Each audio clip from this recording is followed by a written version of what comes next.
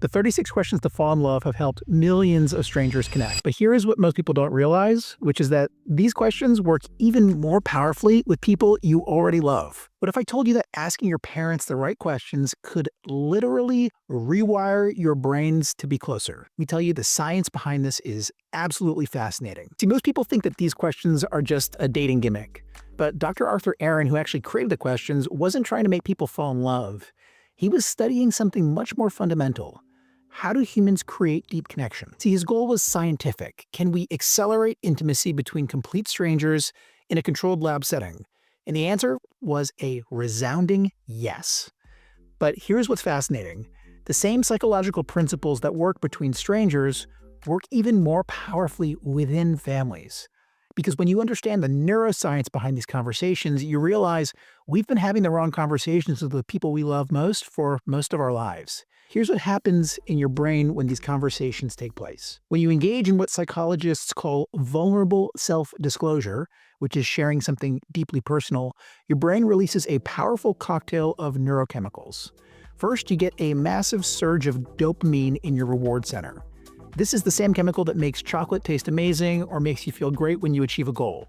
Your brain literally rewards you for making emotional connections. Then comes oxytocin, often called the bonding hormone or the moral molecule. This floods your system during physical touch or childbirth and these deep emotional conversations. But oxytocin doesn't just make you feel warm and fuzzy, it actually makes you trust the person you're talking to more.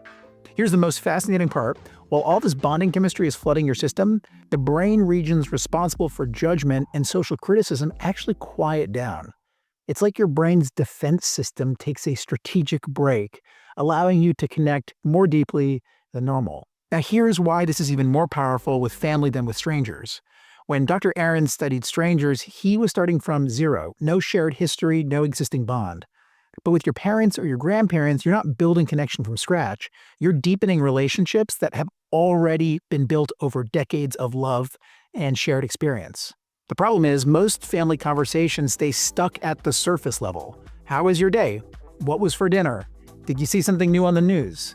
We develop these conversational habits that keep us in the shallow end of the pool. But your parents have lived entire lifetimes before you existed. They've faced fears, overcome challenges, experienced loss and joy in ways you've never explored with them. The 36 questions give you a structured way to dive into the deep end. And unlike strangers who might never see each other again, these conversations with family members create lasting changes in your relationship. The genius of Aron's approach is something called graduated vulnerability. See, question 1 asks, given the choice of anyone in the world, whom would you want as a guest for dinner?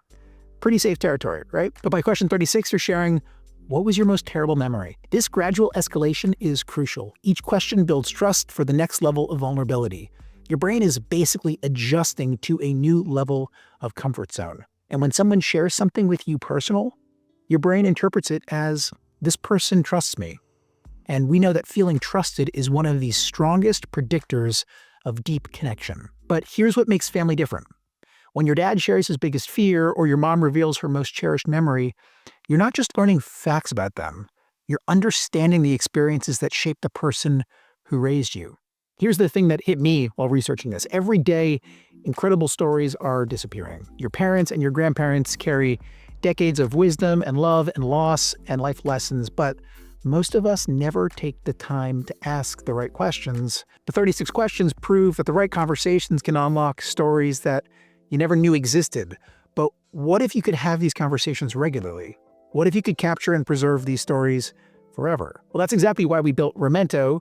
We've taken that same psychological principle that makes the 36 questions so powerful, graduated vulnerability, meaningful self-reflection, structured storytelling, and applied them to family story preservation. See, every week, Remento sends your parent or grandparent a thoughtfully crafted storytelling prompt, and they get to record their answer without any writing required, and then our technology turns those spoken words into beautifully written stories.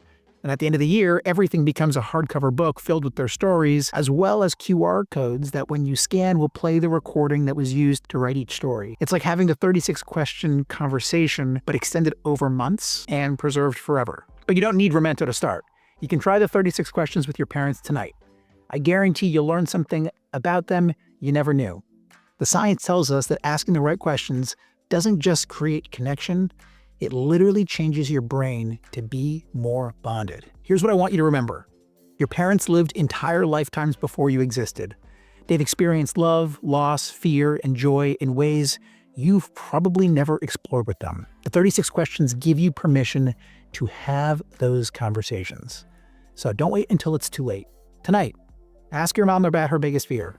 Ask your dad about his most treasured memory. Ask your grandparents about moments when they felt most proud.